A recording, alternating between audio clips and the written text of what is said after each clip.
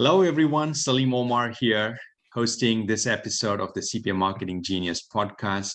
I've got a special guest for us today. His name is Jay France. Jay, welcome, man. Well, thank you. Thanks for having me.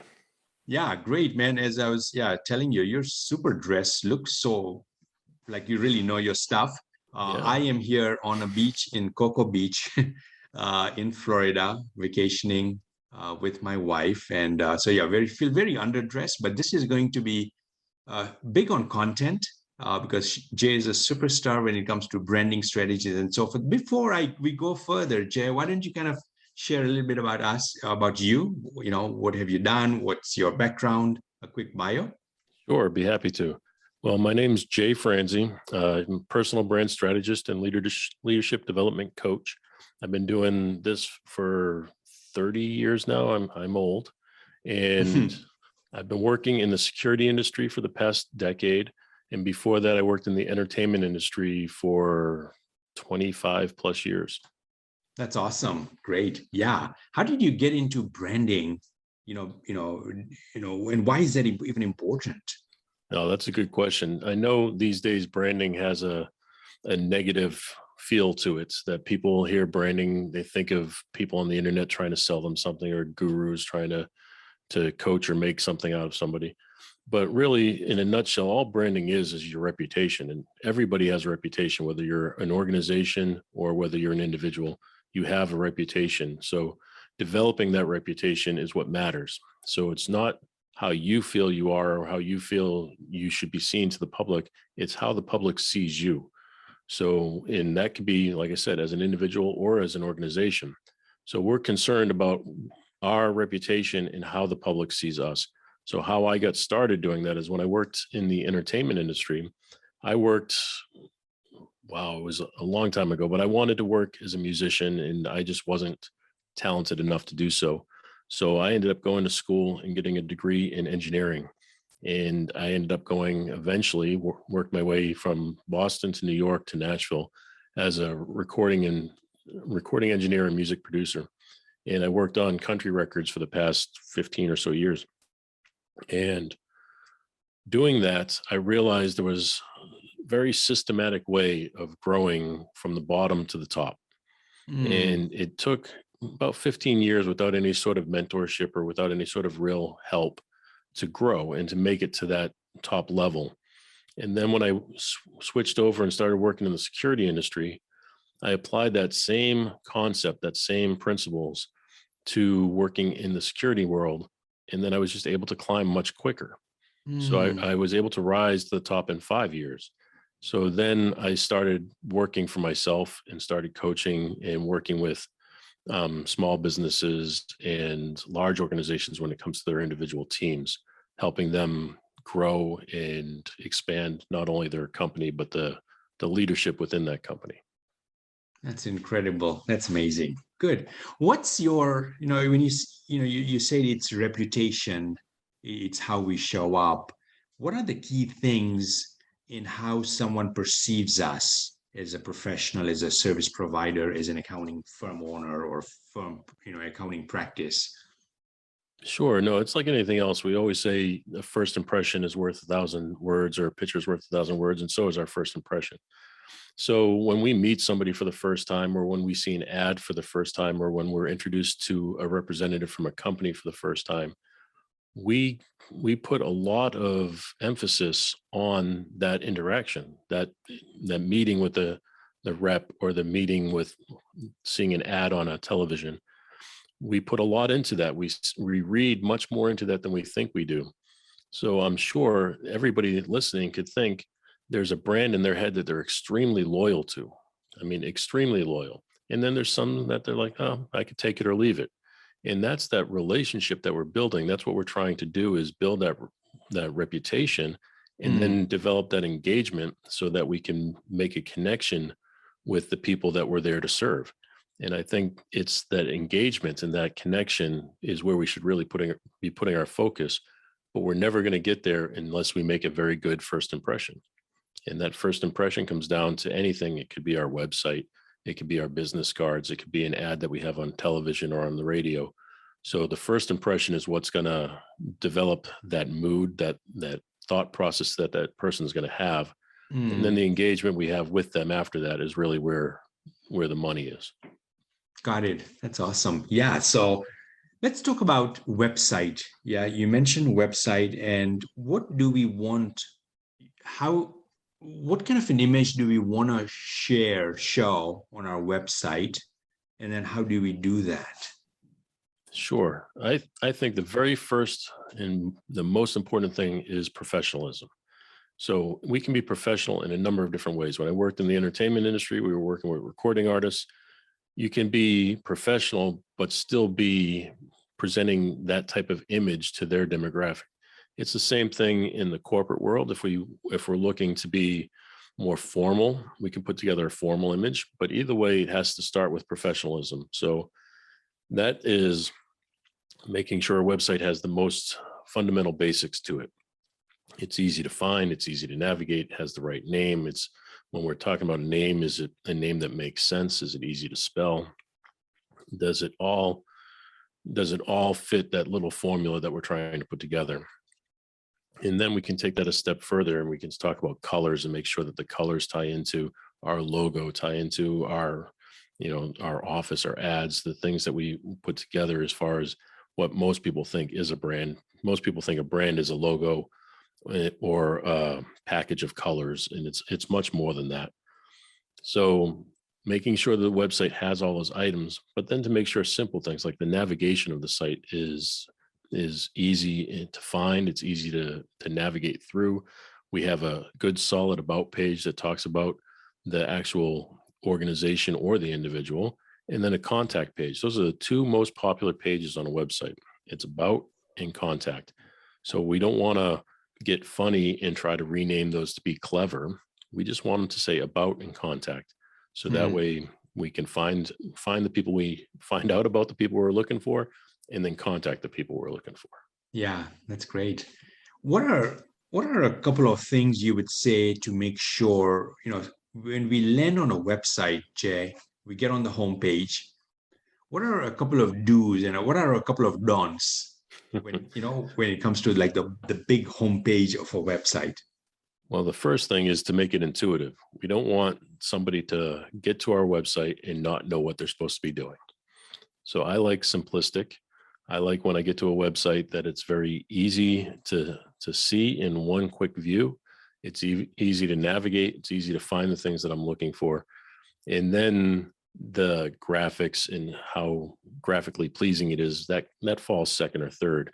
So what I'm looking for is navigation, simplicity, and then the information I'm looking for. And then I want it to be graphically pleasing. So I would put them in that order for me. Got it. How much do you want the owner or the chief accountant of that firm presenting themselves, perhaps with their pictures, perhaps a little bit about who they are, or even for that matter, who do they work with? How important is all that when it comes to the website? Oh, it's very important. I mean, if we think about the organization or the person who's running, it could be the CEO or COO of an organization. It could be a chief marketing officer. So whoever's going to be the face of that organization, it's very important that we know about that person and we get a good feeling of that person. So we want to not just communicate a bio and a list of sterile facts. We want to know more about them. We want to know some personal information, not overly done, but we want to get to know the brands that we're working with. Mm, People they're not going to engage with just a blank business. They have to engage with a person. So there has to be a person behind that business. There has to be a face of the business. So I think it's very important. And I think it's very important that the about section, the first paragraph or so should be about the organization itself.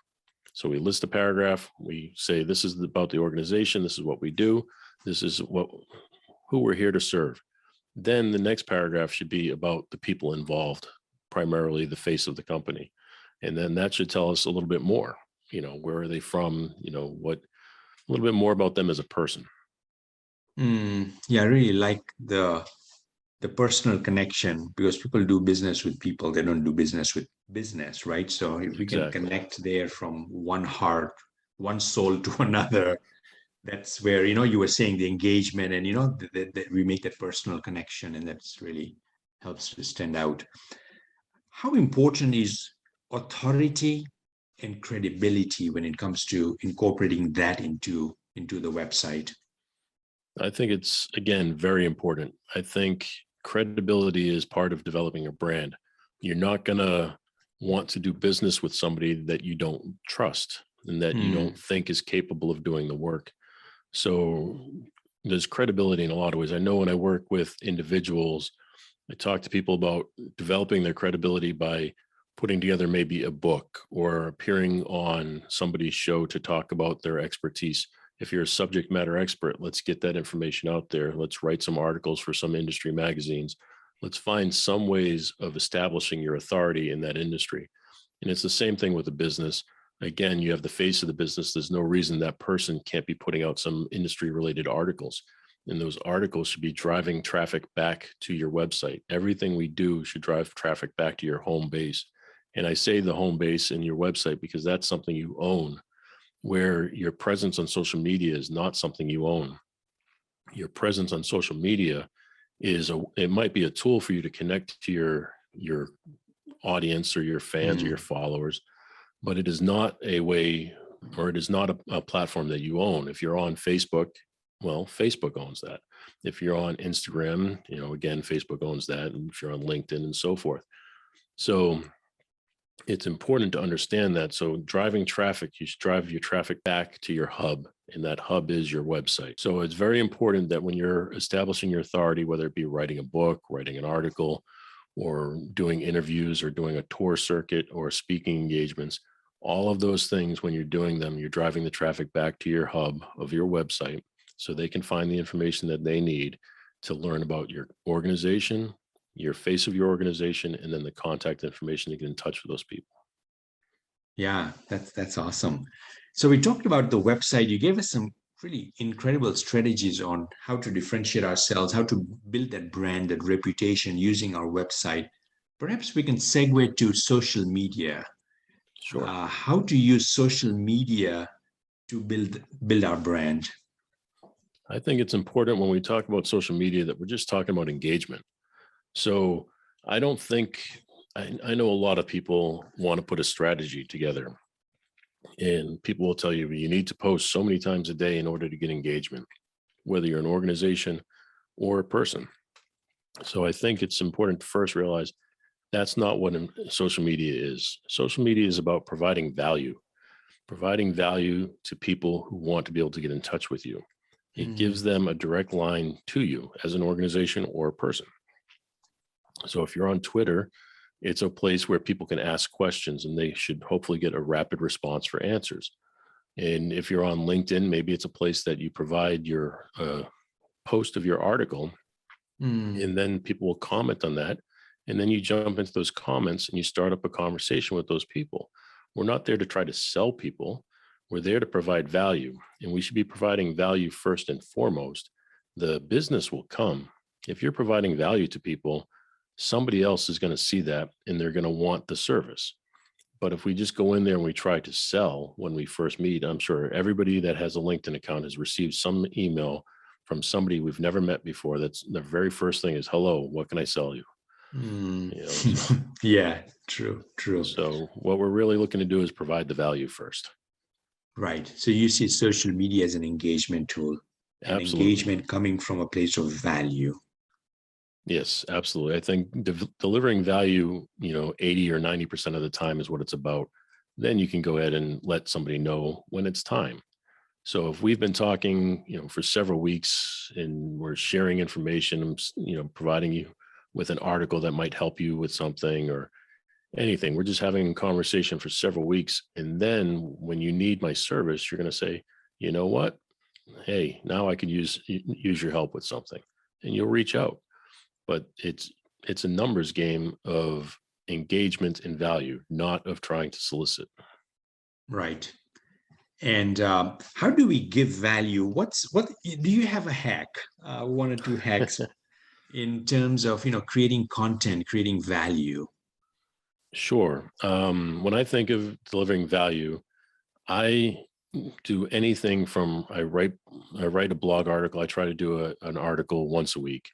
I try to get published in an industry magazine or website, once a month maybe. And I put out daily tips and tricks for people on my social media. And then I engage with those who comment.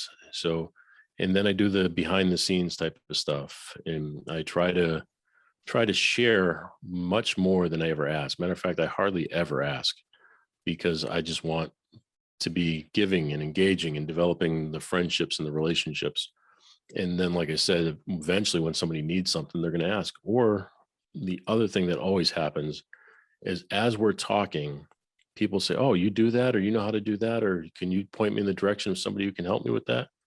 Then that's when they asked. So now it's okay to say, "Well, you know what? If you need help with that, I'd be more than happy to help you." And you're able to then offer it in a way that doesn't come across as negative. Right.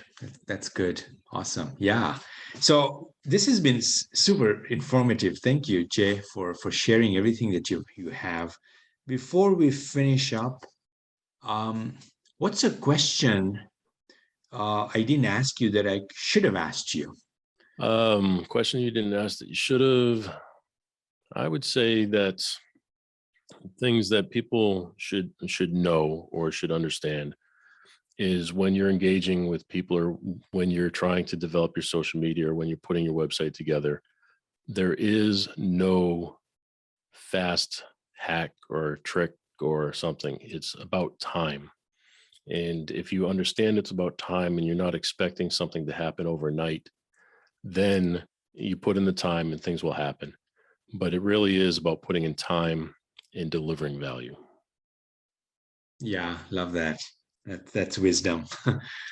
Awesome, Jay. Thank you so much, man. Appreciate the time, the gems that you've shared here. Well, thank you. I appreciate you having me. Very nice. Cool. Everyone, thanks for listening to this, watching this.